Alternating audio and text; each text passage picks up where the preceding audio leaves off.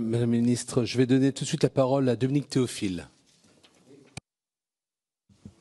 Madame la ministre, j'aurais souhaité vous entendre sur les Outre-mer et plus précisément sur la Guadeloupe et la Martinique qui font face à un vieillissement marqué de leur population. Selon les prévisions de l'INSEE, à l'horizon 2030, près de 30% de la population guadeloupéenne sera âgée de 65 ans et plus, ce qui représente plus de 100 000 personnes, dont 28 000 seront en perte d'autonomie. 100 000 personnes sur environ 300 et quelques mille habitants.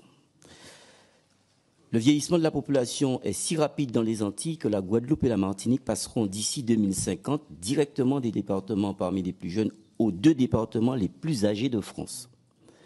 Si je me retrouve évidemment dans l'esprit de ce texte, il est évident qu'il ne saura seul répondre aux défis du vieillissement dans ces territoires. La question des moyens et des moyens humains en particulier se pose inévitablement, en particulier dans le domaine du soin à domicile. Une grosse difficulté. Ainsi, j'aurais souhaité connaître vos intentions sur cette question, sachant qu'un plan de soutien à l'offre médico-sociale pour les personnes âgées en Outre-mer et en Corse 2022 a été décidé dans le cadre de la stratégie Bien vieillir.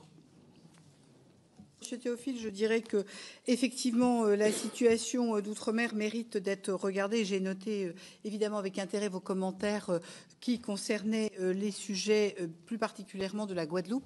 Et je pense qu'un des éléments sur lesquels il faut que nous travaillions, et c'est là où je vois tout à fait l'intérêt entre à la fois le ministère du Travail et le ministère des Solidarités, car on a aussi tout un sujet de taux de chômage. Et une de nos questions, c'est notre capacité à former un certain nombre de personnes qui pourraient, avec une formation, aller vers des emplois. Ce n'est pas la seule solution, mais on sait très bien qu'en matière de grand âge, un des sujets, c'est le moyen humain. Ces moyens humains, il faut qu'on se donne les moyens, en Outre-mer comme évidemment dans l'Hexagone, de trouver des solutions. Et c'est en tout cas pour moi un des points tout à fait importants.